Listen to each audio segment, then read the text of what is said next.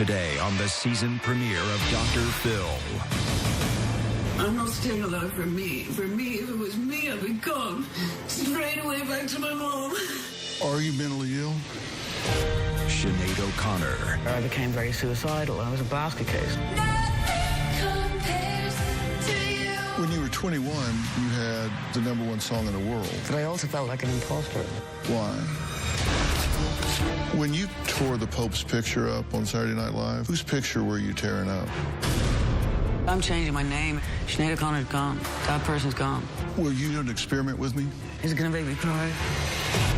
All the flowers that you planted, Mama, in the backyard. What do you love about your mother? But I love her. Like my mother, Dad, she's dead. All died when you went away. You say she abused you physically and sexually. Tell me what happened. Where do I start? At the beginning. I know that living with your baby was sometimes hard. She ran a torture chamber. She was a person who took delight in hurting you. Nothing compares. 3 weeks ago, I wrote my suicide note. You tried to kill yourself 8 times in 1 year. Do you want to be dead? Nothing compares to you. Now, from Nashville, Tennessee, here's Dr. Phil. Today marks the first day of the 16th season of Dr. Phil. Back in the very beginning, almost 3,000 episodes ago, I pledged to use this platform to focus on the hidden epidemics in America and strive to give a voice to those who struggle to be heard. We begin this year with an interview that I think addresses both. Sinead O'Connor shot to fame with her haunting rendition of Prince's song, Nothing Compares to You. Sinead O'Connor is the rock star who is, of course, as famous for her look as her songs. She has served notice that this is no ordinary talent. Ladies and gentlemen, please meet Sinead O'Connor. When singer-songwriter Sinead O'Connor burst onto the music scene in the late 80s, we had never heard or seen anybody like her. While she sings sweetly and speaks softly, her actions have made headlines. She became notorious around the world when she tore up a photo of beloved Pope John Paul II on Saturday Night Live. Fight the real enemy. Please join me now in welcoming Sinead O'Connor. Sinead! Sinead was a superstar with a Grammy-winning, multi-platinum album. Critics said that the then 23-year-old singer was poised to become one of the most influential figures of her generation. Recently, fans were stunned to see the songstress had fallen on desperate times when she posted a troubling cry for help video. An alarming Facebook video of singer Sinead O'Connor is gaining views and some growing concerns. I'm now living in a Travelodge motel. I'm going to find kidney stone. I'm all by myself. And there's absolutely nobody in my life except my doctor. The mental illness, you know, it's a bit like drugs. It doesn't give a shit who you are. Sinead O'Connor, alone, distraught, and having what appears to be a complete mental breakdown. Like so many compassionate and caring fans, we expressed our concern and willingness to help. Sinead learned she was on our radar and took the initiative to call me at my office at Paramount Studios, along with her manager and a representative from the Jazz Foundation, a musician support organization. What we're going to try and do is get a transporter. We will get you to Nashville, Tennessee, to the Milestones program. You got all these people in your life. You're not alone anymore. Now, Sinead, a longtime fan of our work, asked for my help, despite questioning whether she felt like she really deserved the focus and energy. We offered to work with Sinead privately, but she was insistent that her goal was to destigmatize mental illness. She said she did not want to live in the shadows anymore and wanted to use her struggle with mental illness to inspire others to reach out for help. She wanted to be an example and a voice of hope. Very excited to be going to get some proper help. Oh God, I'm so grateful to Dr. Phil for helping me. I'm the luckiest girl in the world. I feel like a Cinderella. We were able to arrange for Sinead to leave New Jersey and be transported by a team of professionals to the beautiful and tranquil Milestones at On-Site Treatment Center, located on 100 acres of rolling hills in Tennessee. This is her story. I really sincerely want to help you. Thank you. You are a very important teaching tool because you are absolutely inspirational to millions of others that are struggling with what you're struggling with. And for you to have the courage to candidly and openly talk about this gives others the courage to come forward and seek the help they need. Right. And so... Well, I'm hoping we can save some lives. Well, you're using your life to do exactly that. There's a certain group of people who are absolutely afraid to open their mouth about mental illness, and that is rockers, people in the music business, famous people. I think it's important that those of us that are in the entertainment industry, actually do begin to open up. You posted a video on Facebook a few weeks ago that had a lot of people concerned about your well-being. I can't tell you how many messages we got from people. I always love hearing Dr. Phil say, "I'm not going to give up on you." Can he do anything for Sinead O'Connor? As everyone has seemed to have given up on her, I know he will not. Please help this woman. Aww. Then here's another one. Dr. Phil, I saw this most heart-wrenching video cry from singer Sinead O'Connor on the Daily Mail feed. Then here's another one. Dear Dr. Phil, I just saw Sinead O'Connor's heartbreaking but powerful video. It moved me. I so hope you could help her out. Aww. I mean, I've got pages and pages I'm of these. actually just really moved by that. Look at these just... That is just so lovely. I'm so moved. I have to say thank you to all of those people. Thank you so much. You know, I have millions of viewers, and they watch for a reason, and they know that I take this seriously, and they took you seriously. I can't but tell you how moved I am. I can't find the words for once in my life. Dr. Phil and these people are the first people to ever manage to shut Sinead O'Connor up. Well, I have to tell you, in all seriousness, I'm really sorry it took me this long to find you. I'm not, because I'm so happy that you did. This is the time that God decided you were supposed to find me. I mean, that's why all these people are writing in saying, you know, please help this woman. But isn't it funny how God works in very mysterious ways? Because this all kicked off, this few years of nightmare started with a kidney stone. But now I'm glad, because if not for the kidney stone, I wouldn't have had the pity party that made me make the video. And we wouldn't be sitting here now, you know? I want to play a little bit of that video and ask you to comment on it. I just can't understand how a person can be left so alone, and I want everyone to see what it's like. It's why I'm making this video. All the people who are supposed to be loving you and taking care of you are treating you like Who are the people that won't take care of you? Are you talking about your family? Yeah, and obviously I want to be really clever, because, like, I love my family and I don't blame them. It's not easy for families of mentally ill people.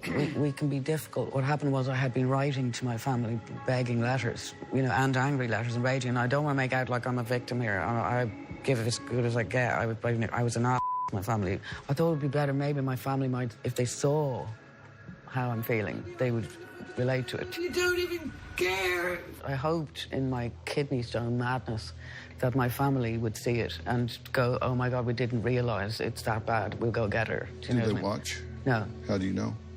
One of them told me. Yeah. I rang one of the fathers of my children, who happened to be 5 miles away from me in New York at the time, and had my 10-year-old child and didn't bring him to see me. Are you mentally ill? I don't believe I am, no. Unless you say that complex post-traumatic stress disorder is a mental illness. I've had one psychiatrist told me I'm the sanest person he's ever met, which of course everyone laughs at when I say that. Musicians are always a little on the edge. We're somewhere out there. Also, I'm a child abuse survivor, very severe child abuse survivor, so, you know, I'm a little out there. I'm unusual, irregular, eccentric. What kicked all of this off really was that I had a hysterectomy, a radical hysterectomy in Ireland 2 years ago, and I lost my mind after that. And that's, I think, what happened with my family, and we have to give my family credit, and you know, they're not here to speak for themselves, so I don't want to disrespect them, but the fact is, they didn't know who the hell I was. I was told to leave the hospital 2 days after the surgery with Tylenol and no hormone replacement. and no guidance as to what might happen to me. I was flung into surgical menopause. So hormones were everywhere. I became very suicidal. I was a basket case. So yeah, I would say that after the hysterectomy, I was mental. When we talked on the phone, you told me that you tried to kill yourself 8 times. I know, I counted up the times in my life that I've tried to. In 1 year. Why? Because they left me. They left me and they wouldn't let me see my child. His father, who never bothered with the child, snuck him into foster care behind my back while I was in hospital trying to recover from being bonkers. And so off he goes into foster my care. My family, they all left the child there for 6 months. Of course, I lost the plot, raging, angry. And anger was part of the suicidal feeling, and also was the grief and unfairness, and I can't get hurt unless I'm dead in front of them, blah, blah, blah, you know. But that's what it was really about. That's what made me lose my absolute mind, was that they kept me from my most vulnerable child. Also, in some of my abuse as a child, my mother quite regularly was attempting to destroy my reproductive system. So the surgery was very triggering. You say your mother abused you physically and sexually. And this is really important to me. Tell me what happened. What did she do? Coming up. Where do I start? At the beginning. She ran a torture chamber. She was a person who took delight in hurting you. She used to make me say over and over, I'm nothing, while she was beating me. I think it's very important I tell you, my mother is not the only person I've been raped by. Tomorrow on an all-new Dr. Phil. A daughter's suicide. You believe her boyfriend knew she was going to kill herself. And 2 parents. I love Samantha more than anyone I have ever met. You didn't go to the funeral? No, I had a licensure exam that day. Struggling with grief. Her clothes, Jonathan. Why can we not have our daughter's clothes? I told you, they were outside. You could come get them. That's tomorrow. I know that living with your baby was sometimes hard. We now return to Dr. Phil's exclusive interview with Sinead O'Connor. You say your mother abused you physically and sexually. And this is really important to me. Tell me what happened. She was not well. She was really very, very, very not well. I would say she was possessed, although I'm not sure I believe in such things. Mm-hmm. So either she was just a sadist and a pedophile, or she was possessed by the devil. Well, let me work backwards here. When you were 8, your parents divorced after a really troubled relationship. And well, there was no divorce in Ireland. They separated. And then what happened was, when the day my father left, we were very upset. My father had built us a shed in the garden, a hut to play in. My mother was so angry at us for being upset that he left that she said, right, if you love him that much, you can live in the shed. So from the day he left, we were living in the garden for months. Well, when you mean garden, you mean the yard? The backyard. The backyard? Yeah. It would not be fair for me to discuss anything that she did to my siblings, so I have to only discuss what she did to me. Okay. But she ran a torture chamber. It was a torture chamber. She was a person who took delight, would smile in hurting you. What did she do? Where do I start? At the beginning. My earliest memory, she's telling me that I shouldn't have been born. She didn't want me. She didn't want girls. She wants me to be a boy. She dresses me like a boy. She chops my hair off. Whenever she beats me, which is daily, I'm naked. She makes me take my clothes off. I have to lie on the floor. I have to open my arms and legs. I have to let her attack my abdomen. She wants to burst my womb. She wants to destroy my reproductive. She wants to stop me being a female. She did this to you for how long a period of time? From 0 to 13. Thing? So she basically, it would be sweeping brushes, she'd be stamping on me with her feet. The phone would ring in the middle of it and she'd be like, oh, hi, how are you? Her foot would be on my naked on the floor. I'm 3, 4, 5 years of age. Kindergarten, I win the prize for curling up in the smallest ball. I remember being about 5 or so, we were meant to go somewhere for the weekend. She made me put on a dress that used to belong to my sister and the button was missing. She beats the out of me because the button is missing off the dress, takes the dress, takes the light bulb out of my room, locks me in my room, and then everybody leaves for the weekend. She's the type of person, she'd make you get every Bible in the house and every hockey stick. We used to be terrified. The last day of school in summer was the most unhappy day of our lives. All the other kids would be delighted. We'd be hiding the hockey sticks and the tennis racks and crying because we're stuck with her for the summer. She would invent reasons to beat you up. Like, she'd say the lampshade is crooked. My job was to clean the house. So if I left the lampshade a bit crooked after I dusted it, she'd beat the out of me. Daily this went on. The only thing you'd be sure of every day is you're going to get the kicked out of you when you hear the steps of her waking up. Literally, me and my brother used to pee our pants. How long did this go on? Till I was 13, I ran away. She used to make me say over and over, "I am nothing, I am nothing," while she was beating me. I am nothing? I'm nothing, I'm nothing. As a very small child. After a while, you begin to believe it. In fact, you are nothing. For 38 years, these wounds have been festering within you, and you've never had trauma treatment for this until right now. This was my treatment. I understand. Music. I think it's very important I tell you that my mother is not the only person I've been raped by. I've been raped several times by other people as a child. And how old are we talking about? 3, 4, 5, 6, 7, 8, 9, 10, 11, 12. This was an ongoing part of your life? Strangers in Ireland, yeah. Who was protecting you? Social services didn't exist. I mean, I had my mother put in hospital at 13 for 3 entire months, which is why I had the courage to leave, because I had 3 months freedom. My first single is a song called Troy. It talks all about, I remember at Dublin in a rainstorm, sitting in the long grass in summer, keeping warm. It keeps talking about the garden. There's constant references even in my songs. If you listen to my albums from time, you know, immemorial, like they're diaries of a person in recovery from child abuse. From song one, single one, is telling you what happened. And the reason I've done that is because I knew if I didn't tell and I didn't become well known, no one would ever have known we existed. What happened to us in that house, there should be a monument to it. There was a point at which she stopped abusing you, right? Yeah. Did you ever talk to her about it?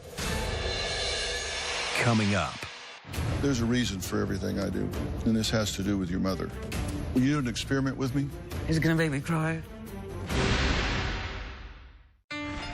Dr. Phil's exclusive interview with Sinead O'Connor continues. Did you grow up in a house of horrors? Bear in mind, this is what happened in Ireland to Ireland's children. Sinead, this is not normal. This was not no. The priests were teaching it to the people. Priests were not teaching mothers to go home and stomp the ovaries out of their children. I mean, you're a child. A child doesn't deserve that. You say your mother abused you physically and sexually. There was a point at which she stopped abusing you, right? Yeah. So what happened was she says there's some spoons missing from the drawer. She's going to beat me up if I don't find them. And I run out to the garage and I just keep running. And I go to my father. Then, you know, I didn't get on with my father at all. He sent me away to one of these Magdalene laundries. He paid them to take me. This was like a group home. Magdalene laundry, they're notorious. Yeah. And I used to run away from the place. Interestingly, the nun there bought me my first guitar. They're the ones that spotted, okay, the only way we're going to save this music, you know. Anyway, I go there and I'm running away from there all the time to my mother, to go stay with my mother. I guess I got to be the same size as her. She stopped hitting me, you know. So we developed a very good relationship between the age of 14 and 16 and a half. We had a great relationship because she was blown away that I forgave her. Did you ever talk to her about it? One day I did ask her, why did you do what you did to us? And she said, I never did anything. What are you talking about? And I was furious with her, raging with her, that I didn't talk to her for about 9 months. Next thing I hear, she's dead in a car crash. Did you have unfinished emotional business with her when she died? Well, the whole family did. Nothing could ever be fixed again and will never be fixed again. He's very kind of God to take her. Her life was hell. You wouldn't want to be her, you know? So I was relieved for her, relieved for me, but devastated at the loss of her. She was my best friend. There's a reason for everything I do, and this has to do with your mother. Will you do an experiment with me? Is it going to make me cry? I don't know. Okay. Okay. I'm looking for the exit. You don't need to run. The first thing I want you to do with your eyes closed is I want you to picture your mother's face. And when I say picture your mother, I mean I want you to see her face, negative or positive, doesn't matter. See her eyes, see her skin, the way her hair fell over her forehead. I want you to experience the scent that identified your mother, the sound of her footfall when you hear her walking, the tilt of her head, everything that defined your mother. Now, I want you to answer this question. what I resent about my mother. She kicked the out of me. Go on. She won't change her clothes. She won't wash. Same for us. 5 years living in the same clothes, no washing. She won't heat the house. She won't get lights. She won't get out of bed. She won't stop taking drugs. She never tells me I'm pretty. She never tells me I'm sweet. She makes my little brother scream. She smells sick. There was a smell about her that was sickness. Smell of evil, you know.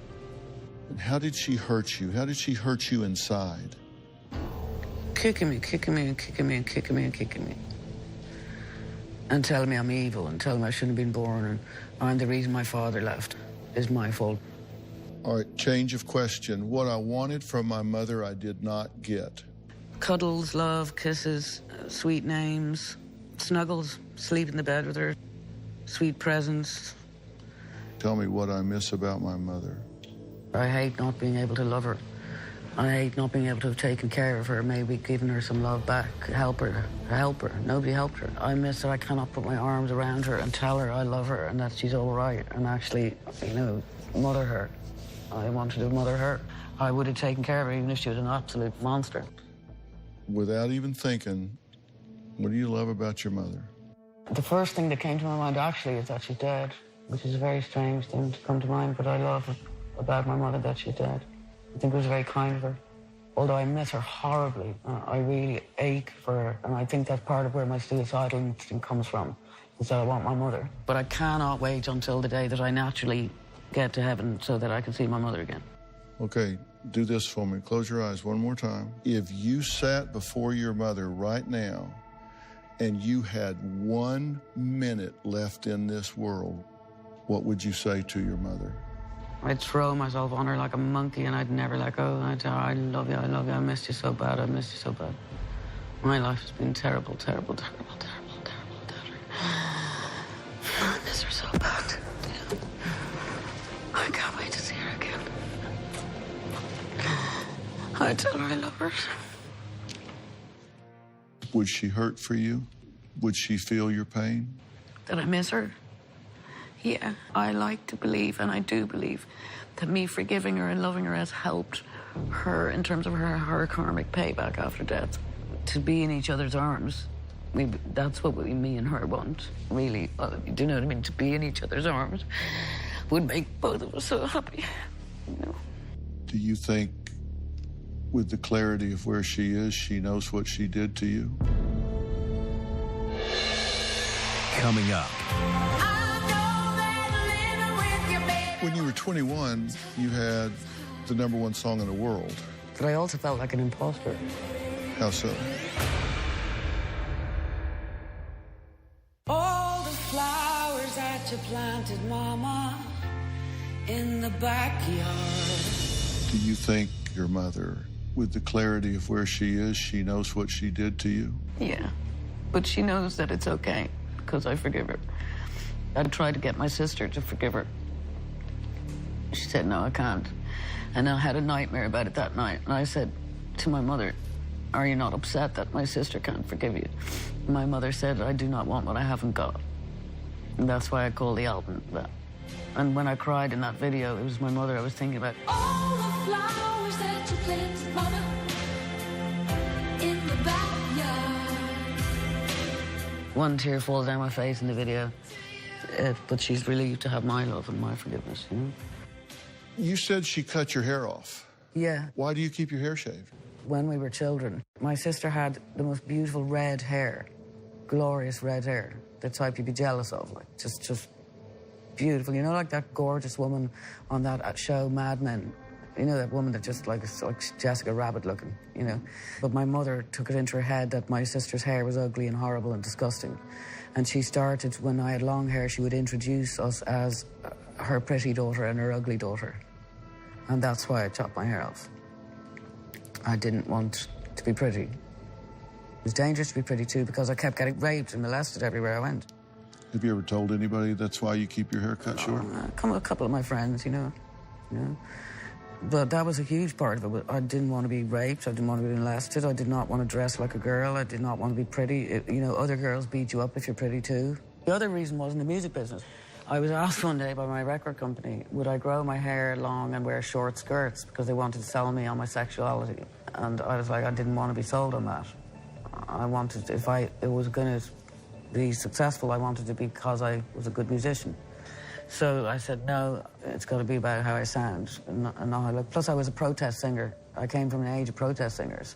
The artists I was influenced by, etc., they weren't the type that were selling themselves on how they looked. When you were 21, you had the #1 song in the world. Did you feel like you had the #1 song in the world? Yeah. But I also felt like an imposter. How so? Well, I knew, because of my own song, I couldn't understand why people like my songs, the songs I wrote. That was a Prince song, so of course I thought, well, that's great, it's a Prince song, of course everybody loves it. But I felt like the imposter that people loved the album. That's what was shocking to me. So I'd be doing the gigs and I'd be singing my songs and people would go mental and I'd be thinking, why are they all going mental? And I'm just a complete and then I'm on like David Letterman or I'm on Jay Leno or I'm like, I'm an imposter, what am I doing here? Why are these people? I felt like an imposter, which a lot of musicians feel. A lot of musicians will tell you the same thing. As soon as you get off stage, you're just the like you normally are, isn't it? Yeah, I mean, I'm just a country boy from Texas. Yeah, and I'm just a crazy bitch from Dublin, you know. When you tore the Pope's picture up on Saturday Night Live, whose picture were you tearing up? The Pope's. I mean, what did the Pope represent to you? Coming up. I actually became a singer because I thought it was so evil that I was going to go to hell, and I wanted to sing so that I might have a chance of getting into heaven. Dr. Phil's exclusive interview with Sinead O'Connor continues.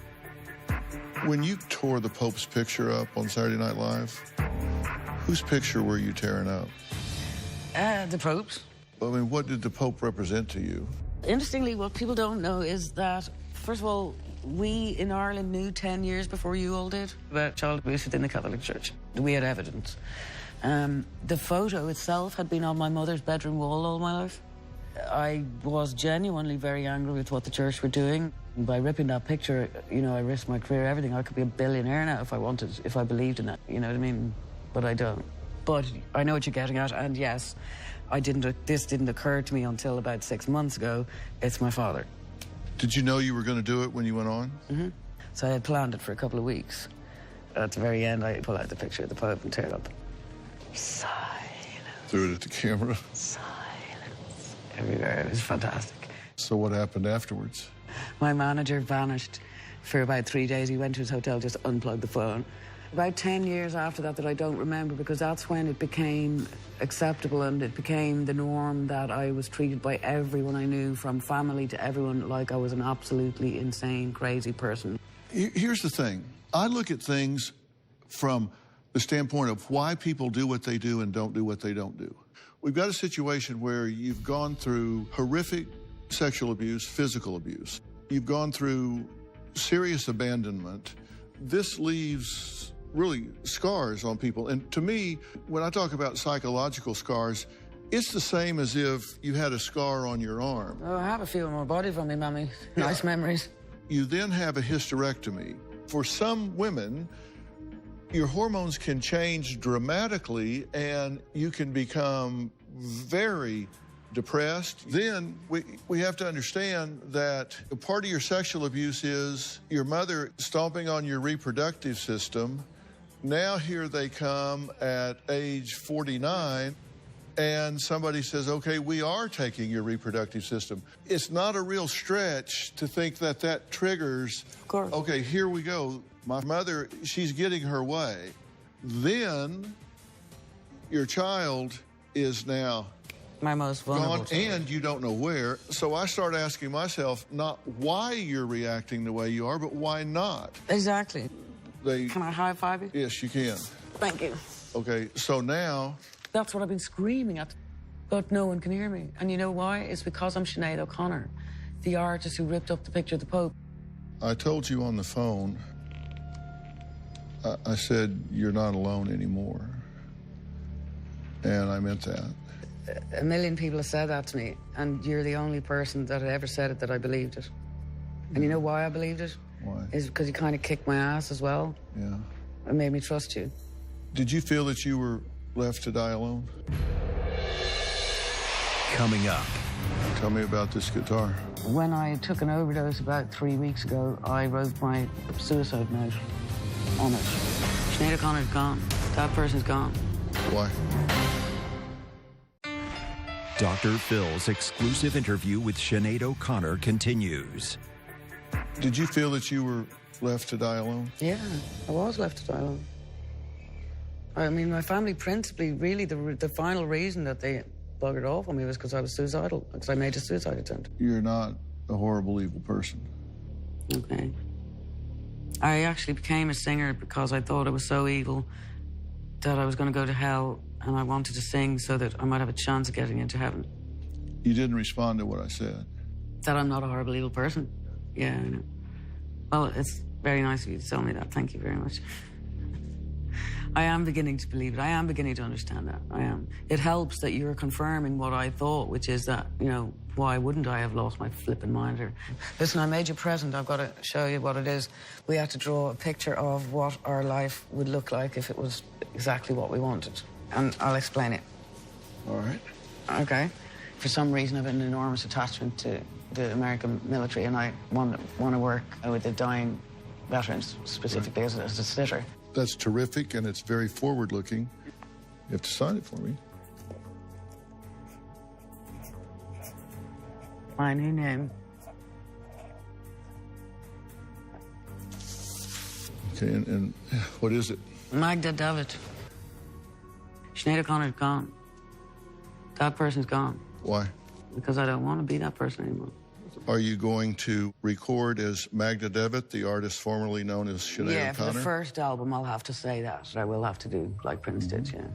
Do you think it will be hard to resurrect your singing career after being away for a period of time? No. My career is in live performance. That's what I'm born for. I am a very, very, very brilliant live performer, and I love it. I told David Foster that I was going to talk with you, and that you said one of the things you wanted to do was get back to your music. And I said, if she wants to, will you work with her and do songs? You're kidding me. You're joking, right? You're kidding me, right? This is just, like, unbelievable. Like, I'm Cinderella here. This is crazy, because the whole thing, since you got in touch, I'm like Cinderella. I asked him if he would work with you, produce a song, write with you, and this was his response. Oh, my God. Of course, 100%. Whatever you need from me, I am there for an hour, a day, or a week. She's a major talent. I was just talking about her the other day. Oh, my God. Because, you know what? I think it would do me so much good to start making some bloody music. I haven't been working for 2 years. Well, that's why I was saying I've been working on this from every angle. Tell me about this guitar. I wrote my first 2 albums on a 12-string guitar. So I bought this beautiful Gretsch guitar on Amazon. And when I took an overdose about 3 weeks ago, I wrote my suicide note on it, which I don't know if you want to see. It says, "Forgive me, I just could go no further. Hashtag one of millions." After I put the video on Facebook, a beautiful Irishman calls me, who I happened to have bumped into 20 years ago in Ireland one day. He lives in Jersey. He says, "I know these people at Jazz Foundation. They work at Englewood Hospital. I'm going to bring you there. They're going to help you out." Next thing I meet Wendy, and they saved my life. They literally bring me bra, clothes, shoes, everything. I have nothing. The Jazz Foundation are incredible people, and we do have a crisis in rock and roll at the moment of suicides. The whole purpose was to bring this to the attention of other people to help them avoid committing suicide. Well, that's the thing. She's using her life, but that's the time to use it. She's a great teaching tool, and she has all of this stretched out ahead of her. And the musicians are the healers. So I would like to be able, if you would allow me, to read the list of the names of all of the rock and roll suicides that have happened since rock and roll began. Of course. Okay, here we go. Graham Bond, Pete Ham, Phil Oakes, Tom Evans, Del Shannon, Richard Manuel, Danny Gatton, Brad Delp, Vince Welnick, Ronnie Montrose, Bob Welsh, Keith Emerson, Chris Cornell, Chester Bennington, Kurt Cobain, obviously. I include Amy Winehouse, I include any artist who died from drugs in the music business. That is a suicidal behaviour. Whitney Houston, for her daughter as well, God help her. Well, I know there are hundreds more. There are hundreds more. But I want to include it in there, everybody that died of drugs or drink. Will you play it? But yeah, I will sing you a song, but I'd love to, yeah. When we come back, you'll get a chance to hear Sinead sing. Her voice is just as pure as when she released Nothing Compares to You. But first, take a look at some of the other great shows we're working on this season. We're starting season 16. Can you believe it? You bring heroin into my home? You gave up on me. You told me I wish you were dead. Where did these come from? Never in my life have I been physical with anybody. Your son was a part of my family. My son has never been a part of your family. I'm a really good drunk driver. She was arrested in her car with no pants on. You seriously believe you're not an alcoholic? What about our wedding day? You need to learn how to close your mouth. You need to get yourself under control. Why are you dating a 14-year-old child? That's a fourth-degree felony. You're just a loser, Paul. You're a verbally abusive dictator. You're the failure of a parent. You're the failure of a parent. You have no job. You are living in the car. I have 2 vehicles. Does the other one have a windshield? Who do you think you're talking to? I am your father. Your daughter, we know, is violent and physical. Shut the f*** up! And you want to get up in her face and say, "What are you doing?" I hate myself so much. There are times where I just want to die. But if I kill myself, I know my family would be so hurt. So that's why I just hurt myself. So they wouldn't have to pay for a funeral. My stepdad is guilty of molesting me and my sisters. These women have lied to put me in jail. You know what you did. I didn't do what you said I did. Oh, yes, you did. I am not a liar. I am a strong, powerful woman despite all the crap that you did to me.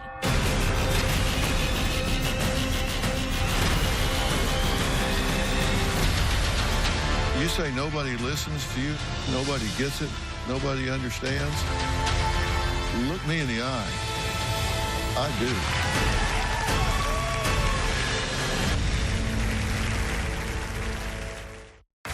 I've often said when guests are on Dr. Phil that it's the beginning rather the end of their relationship with us. As of today, Sinead is beginning her 5th week of intensive work, and she has made unbelievable strides. Now, it has not and will not be a success-only journey.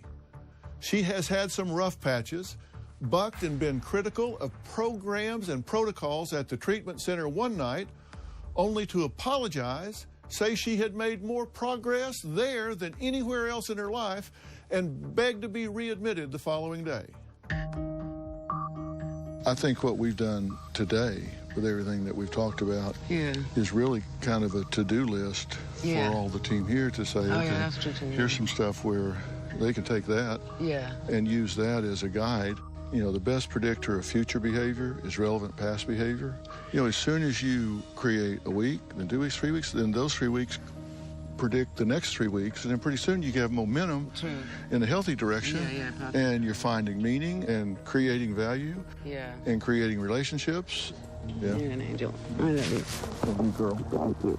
Cool. Thank you so much, everybody. Right, that was just the greatest day ever. Really brilliant. Thank you so much. Really, I'll never forget it. Sinead recently progressed to the point where she was no longer resistant to or threatened by certain psychiatric modalities that her milestones at on-site team felt she needed. As a result, we were able to make arrangements for her to be temporarily moved to a psychiatric inpatient facility where intensive diagnostics, including blood chemistries, brain scans, hormonal profiling, and advanced psychometrics, will inform a customized psychiatric treatment protocol. Creative Care is an inpatient treatment facility that's been in business since 1989. It is one of the most serene, beautiful places that you can go. It is staffed with some of the top mental health professionals in the world for really getting people to work through and get down to the core of what's going on with them. Now, once they're there, we step back and let them do their thing. That's for them, not for us. But suffice it to say, Sinead feels like she is no longer alone and that she is now getting more support, care, and love than she has had in the last 20 years. I know that living with you, baby, was sometimes hard, but I'm willing to give it another try. Oh, nothing